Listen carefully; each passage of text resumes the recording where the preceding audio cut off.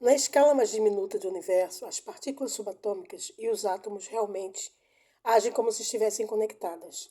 O problema é que os cientistas não sabem como, ou mesmo se o comportamento observado em escalas tão pequenas tem algum significado para as grandes realidades de nossa vida diária.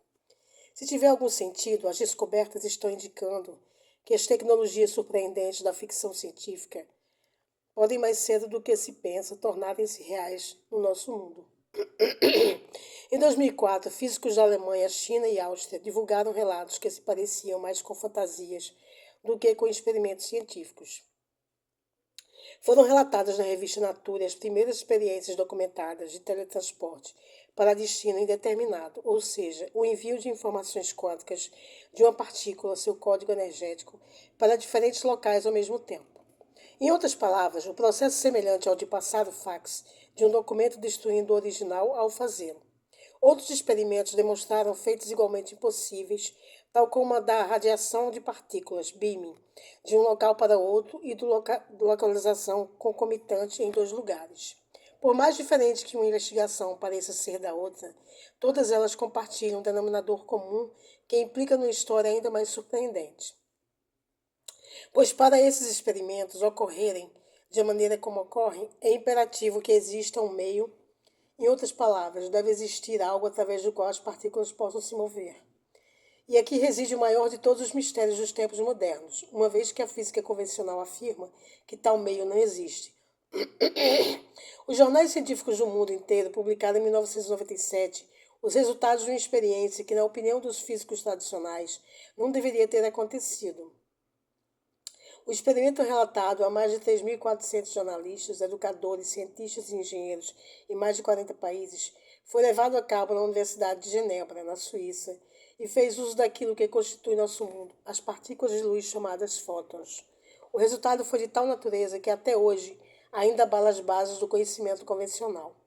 Especificamente, os cientistas dividiram um único fóton em duas partículas separadas, criando gêmeos com propriedades idênticas. Usando então equipamento desenvolvido para o experimento, eles dispararam ambas as partículas em direções opostas.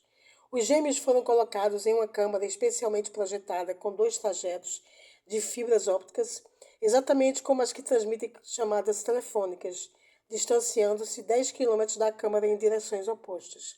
Ao atingir seus respectivos alvos, os fótons gêmeos distavam um do outro 22 quilômetros. No final do caminho, os gêmeos eram forçados a escolher entre duas rotas aleatórias, idênticas sob todos os aspectos.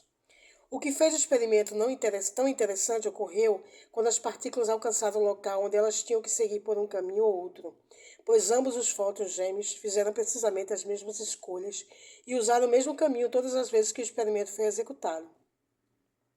Sem exceção, os resultados foram idênticos a cada vez que o experimento foi feito. Ainda que fosse de conhecimento geral que os fótons gêmeos eram separados e que não tinham comunicação alguma um com o outro, eles agiam como se fossem interligados. Os físicos chamam essa conexão misteriosa de entrelaçamento quântico. O líder do projeto, Nicholas Jensen, explica: é simplesmente fascinante que os fótons entrelaçados formem um único e mesmo objeto. Mesmo quando os fótons gêmeos estão separados geograficamente, se um deles for modificado, o outro fóton automaticamente passará pela mesma mudança. Historicamente, não há absolutamente nada na física tradicional que possa explicar o que os experimentos demonstraram. Ainda assim, vemos muitas vezes experimentos como o de Jensen. O Dr. Raymond Chow, da University of California, em Berkeley, descreve os resultados dos experimentos de Genebra como um dos mais profundos mistérios da mecânica quântica. Essas conexões são um fato da natureza comprovada pela experimentação, mas tentar explicá-los filosoficamente é muito difícil. A razão pela qual essas investigações são importantes para nós é que a sabedoria convencional nos levou a crer que não existe nenhum modo dos fótons se comunicarem uns com os outros. Suas escolhas são independentes e não relacionadas umas com as outras. Acreditamos que, quando os objetos físicos desse mundo são separados, eles realmente se separam em todos os sentidos da palavra. Mas os fótons nos mostram algo bem diferente.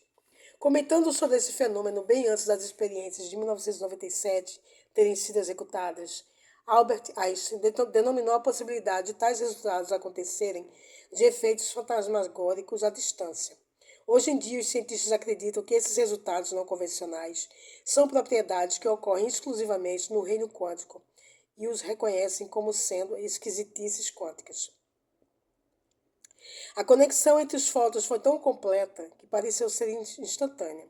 Uma vez reconhecida na escala diminuta dos fótons, o mesmo fenômeno foi subsequentemente encontrado em outros locais da natureza, até mesmo nas galáxias separadas por anos-luz de distância. Em princípio, não deve fazer diferença alguma se a correlação entre as partículas ocorre quando elas estão separadas por alguns metros ou pelo universo inteiro. Diz sim. Por quê? O que conecta duas partículas ou duas galáxias a tal ponto que uma mudança na primeira faz com que ocorra simultaneamente uma mudança na segunda? O que estão nos mostrando agora sobre como o mundo funciona que fomos incapazes de ver naquelas experiências do passado? Para responder essa pergunta, devemos primeiramente compreender de onde vem a matriz divina.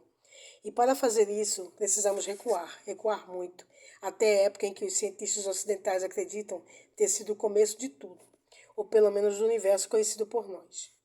A origem da matriz. A principal corrente dos cientistas de hoje em dia acredita que o universo teve início de 13 a 20 bilhões de anos atrás, com uma gigantesca explosão diferente de tudo, o que jamais existiu antes e de tudo o que existiu desde então. Ainda que existam teorias conflitantes sobre quando isso teria ocorrido e se teria havido uma única ou várias explosões, parece existir o consenso de que nosso universo iniciou-se com uma substancial liberação de energia muito tempo atrás. Em 1951, o astrônomo Fred Hoyle cunhou o termo que ainda hoje usamos para nos referir a essa inconcebível explosão. Ele a chamou de Big Bang. Os pesquisadores avaliaram que poucas frações de segundo antes que o Big Bang ocorresse, nosso universo inteiro era muitíssimo menor do que é hoje. Os modelos de computador sugerem que ele era tão pequeno realmente que se encontrava comprimido em uma minúscula esfera.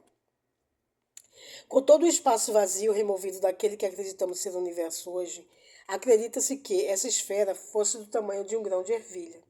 Entretanto, embora fosse tão pequena, certamente não era nada fria. Os modelos que já foram propostos sugerem que a temperatura dentro desse espaço compacto atingia a inconcebível magnitude de 10 quintilhões de graus centígrados, muitas vezes mais quentes do que a atual temperatura do Sol. Dentro de uma fração de segundo depois do Big Bang, as simulações mostram que a temperatura pode ter ficado mais amena e chegado a uns aprazíveis 18 bilhões de graus, dando sequência tranquila ao nascimento de nosso universo. Enquanto a força expansiva do Big Bang avassalava o vazio do vácuo existente, ela trazia consigo mais do que apenas o calor e a luz que poderíamos esperar. Essa força jorrava como um padrão de energia que se tornou modelo para todas as que agora existem e para todas as que poderão existir algum dia.